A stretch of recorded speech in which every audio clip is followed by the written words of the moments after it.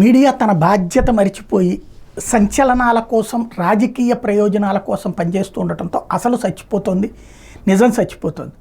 ఇప్పుడు మొన్నటిదాకా ఓ ఇద్దరిని అరెస్ట్ చేసేసారు, అయిపోయింది. వాళ్ళిద్దరి మీద పెట్టినటువంటి కేసు ఏంటంటే బోట్లకు సంబంధించి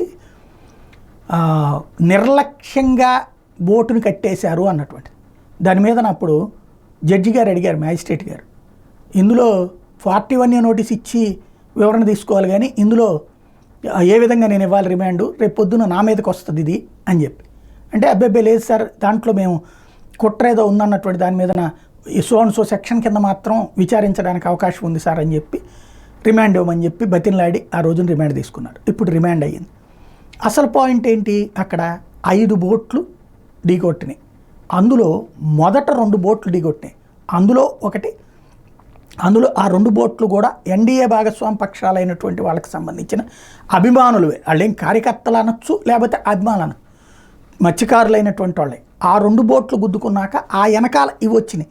ఈ బోట్ల కారణంగా పైన ఉన్నాయి, ఈ వరకే కనబడ్డాయి. ఇందులో ఇంకొక స్పెషల్ ఏంటంటే, ఈ బోట్లకి కింద ఫస్ట్ జాతీయ జెండా రంగేస్తే దాని మీదన అబ్జెక్షన్ రైజ్ అయితే రంగు మార్చామని చెప్పేసి ఆ బోట్ల యజమానులు మొన్న పోలీసులకు చెప్పినటువంటి వాంగ్మూలం. ఇంకోటి పైన పసుపు రంగు వేస్తుంది డెక్ మీదన.